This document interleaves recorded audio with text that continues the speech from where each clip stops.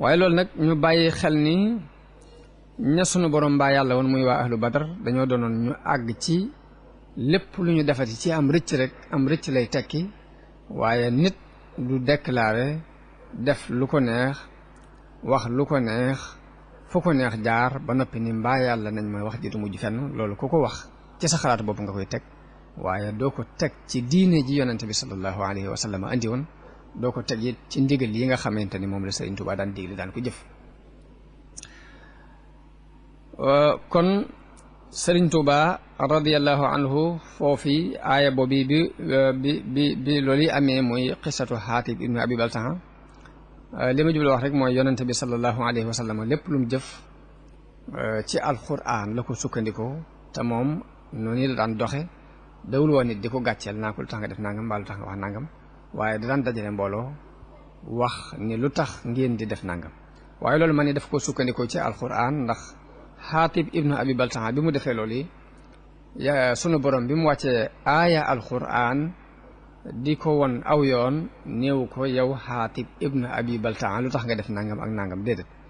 dafa wax ne yaa ayyuha alladina amanu dafa wax ak mbooleem ñi gëm mu doon dërs boo xam ni Xaatib dana ca jànge ña jamono teg moom danañ ca jànge waaye képp ku ñëwaat ci adduna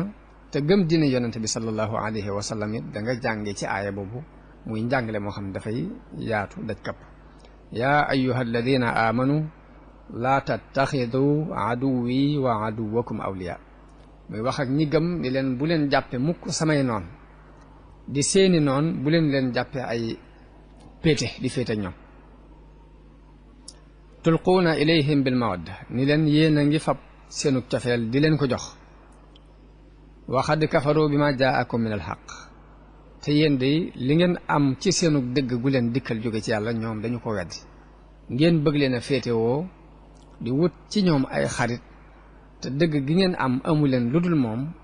dañu ko weddi yuxrijuuna rasula wa iyaakum ñooñu nga xam ne ñu génne yonente bi ba mënatu te nekk këram ba tax mu gàddaay bundu xataal leen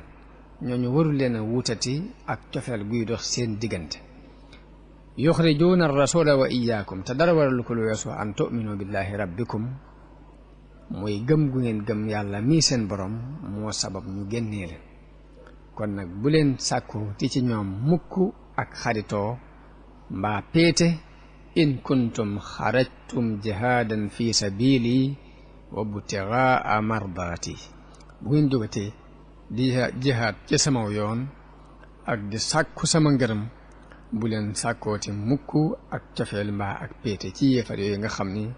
dañoo weddi dëgg gi leen yàlla andil génne seenub yonent génne leen sunu borom ni ko nu leen tusirruuna ilayhim bil mawadda yéen a ngi nëbbu ak cofeel seen diggante ak ñoom waaye nag ni ngeen xam ni wa ana a'lamu bima axfaytum wa ma a'lantum li ngeen di nëbbu ak li ngeen di feeñal lépp de xam naa ko dara ump waaye nag mu ni wa man yafaalhu minkum faqad dalla sawaa sabil loolu yi day ku ko def ci yéen rek wàcc na yoon wu jub wa mu mel ni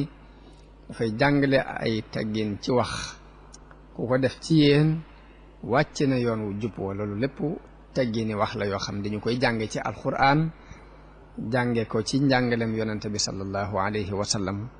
waaye jànge ko it ci Sëriñ Tuubaa radiyallahu anhu mi nga xam ni ab dundam lépp ay waxam ay jëfam ay jaar-jaaram ay melokaanam lépp yeesal sunna si yonente bi la sallallahu alayhi wa sallam ci béréb bu mu fekk mu raaf fa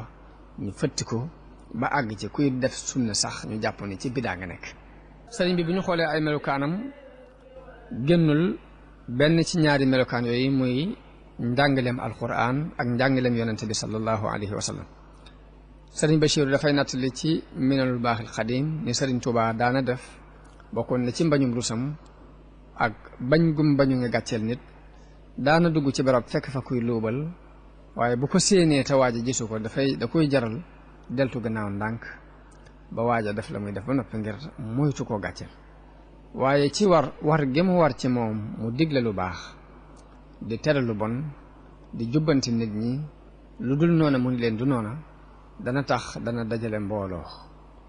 waa joojee mu seenoon muy def luubal ga bokk ci biir mbooloo mu waaraate jàjjaate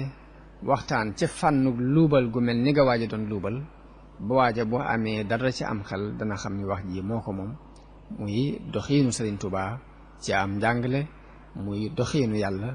wi mu wone ci alxuraan ci am njàngale muy doxiinu yonente bi sallallahu alayhi wa sallam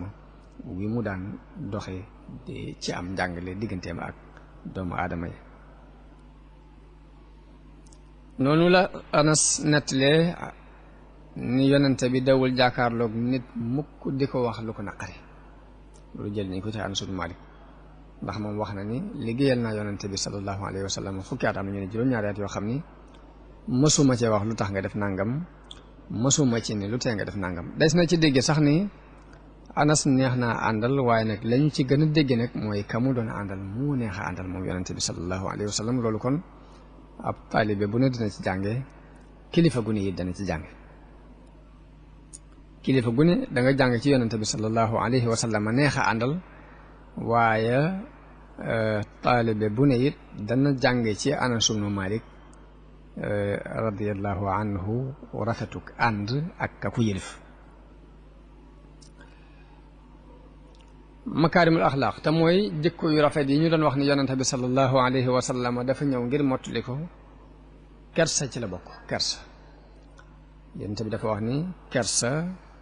ab sëlla aw sëlla ci sëli ngëm yonente bi nee na ngëm